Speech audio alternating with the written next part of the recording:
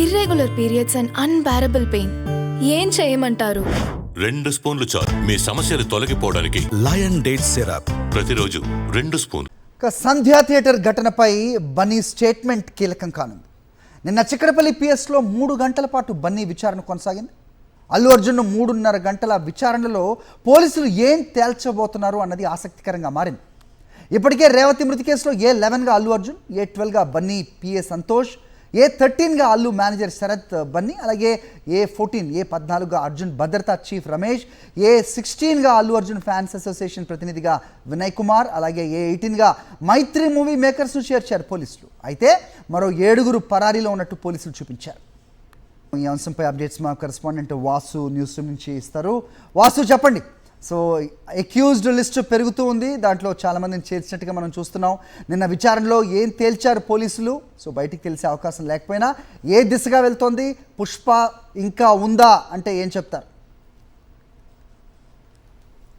హరి, సంధ్యా theatre తొక్కిసలాట ఘటనకు సంబంధించి రేవతి మృతి తర్వాత దర్యాప్తు చేస్తున్న పోలీసులు అయితే ఆ ఎఫ్ఐఆర్లో నిందితుల జాబితాను చేరుస్తూ వస్తూ ఉన్నారు. తాజాగా నిన్న ఏదైతే అల్లు అర్జున్ విచారణ నేపథ్యంలో కూడా ఆ సినిమా నిర్మాణ సంస్థ ఏదైతే ఉందో మైత్రి మూవీ మేకర్స్ను A18గా చేరుస్తూ కూడా వాళ్ళు పేర్కొనడం జరిగింది. ప్రధానంగా ఇప్పటివరకు కూడా థియేటర్ యాజమాన్యానికి సంబంధించి A1 నుంచి A10 వరకు థియేటర్ సంబంధించినటువంటి మేనేజరు, యజమాని 8 మందిని, మిగతా సెక్యూరిటీ అధికారులను కూడా చేర్చారు. కానీ ఇప్పుడు A11 నుంచి A18 వరకు కేవలం ఈ చిత్ర యూనిట్కి సంబంధించి అల్లు అర్జున్ A11 నుంచి కూడా మిగతా A18 వరకు కూడా మూవీ మేకర్స్ సంస్థను కూడా మైత్రి మూవీ మేకర్స్ యాడ్ చేశారు. ఇక చూసినట్టయితే A11గా అల్లు అర్జున్, A12గా బన్నీ, PA సంతోష్, A13గా అల్లు మేనేజర్ శరత్ బన్నీని కూడా చేర్చడం జరిగింది.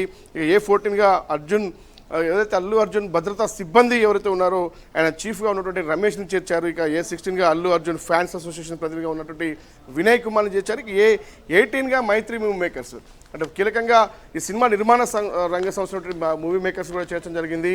చూడాలి, పోలీస్ ఇన్వెస్టిగేషన్ అయితే చాలా క్లియర్గా వాళ్ళు ముందుకెళ్తా ఉన్నారు. కానీ మరి కాసేపట్లోనే ఇప్పుడు ఈ నిన్న అల్లు అర్జున్ దాదాపు 3.5 గంటల పాటు విచారణ జరిగింది. ఆ తర్వాత అల్లు అర్జున్ ఇంటి చుట్టూ కూడా పరదాలు వచ్చాయి. అంటే విచారణ జరుగుతుండగానే ఇక్కడ పరదాలు ఏర్పాటు చేశారు. మరి పోలీసుల ఆదేశాల మేరకు పరదాలు ఏర్పాటు చేశారు. ఎందుకంటే అల్లు అర్జున్ బెయిల్ తర్వాత వచ్చినటువంటి ఇంట్లో జరిగిన సన్నివేశాలకు సంబంధించి కూడా మొత్తం కూడా అన్ని మీడియా సంస్థలకు సంబంధించినటువంటి అవుట్ ఇచ్చిన నేపథ్యంలో కూడా అన్ని ప్రసారం చేస్తే ఎవరెవరు వచ్చారు, ఎవరెవరు అగ్ర హీరోలు కలిచారు, నిర్మాతలు, సినీ రంగ ప్రముఖులు, చాలామంది VIPలు, VVIPలు ఆయన పరామర్శించారు. ఈ నేపథ్యంలో నిన్న పోలీస్ ఆదేశాల మేరకే ఇది జరిగిందా, కానీ ఎందుకు జరిగినప్పటికీ కూడా అల్లు అర్జున్ ఇంటి చుట్టూ కూడా ఈరోజు పరదాలు ఏర్పాటు చేసినటువంటి పరిస్థితి అయితే కనిపిస్తూ ఉంది. పూర్తిగా బయటి వారు లోనికి, లోని వారు బయటికి, ఎవరు కూడా ఇంట్లో ఏం జరుగుతుంది, ఎవరు వస్తున్నారన్న విషయం ఎక్కడ కానరాకుండా కూడా మూసివేసినటువంటి పరిస్థితి ప్రసంగిస్తుంది.